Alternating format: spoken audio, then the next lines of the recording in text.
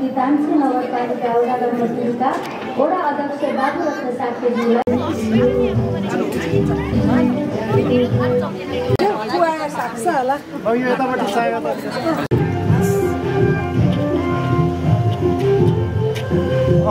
एकपल्ट हात आमिन लिनु न राम्रै हुन्छ एकपल्ट यस्तै लिनु ल हाम्रो यस्तै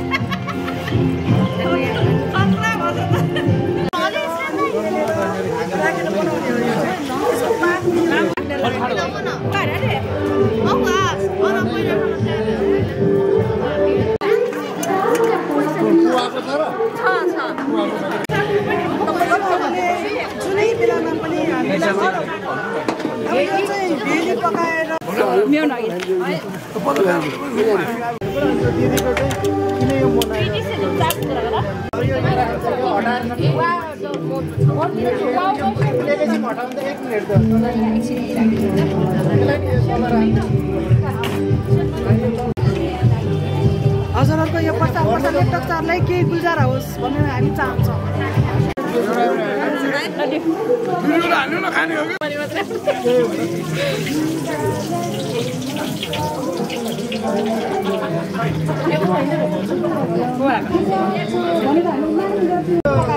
ठुलो बाटा थियो नि ल्याउनु न 1 मिनेटमा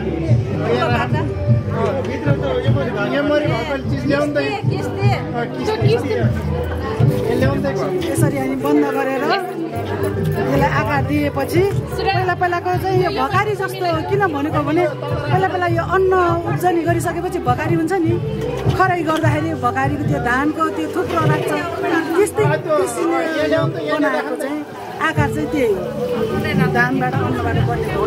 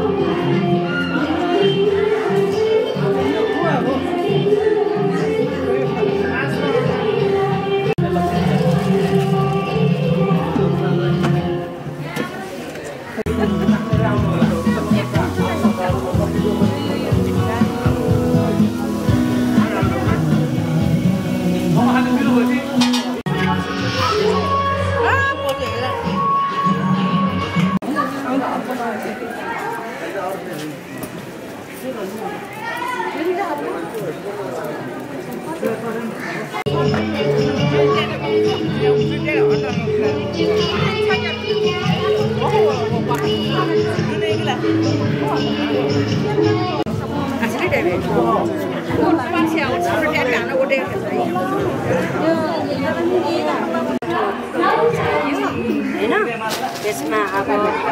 पानी मिठो मुस्नलाई पानी बेसी माग्नुपर्छ अनि यता फेरि भेली पकाएर त्यसमा तिल भुटेर पिसेर राख्नुपर्छ यता भेली र तिलको झोल बनाउनुपर्छ अनि त्यो मुछिसकेपछि यसरी आफूलाई कत्रो चाहिन्छ त्यो साइजको डल्ला लिएर यसरी बनाउनुपर्छ बनाइसकेपछि यो औँलाले कसैले यो औँलाले गर्छ कसैले यो औँलाले गर्छ यसरी पाल गरिसकेपछि यो झोल यसरी राखिन्छ यो बनाउँदाखेरि अलिक पातलो बनाउनुपर्छ मिठो हुन्छ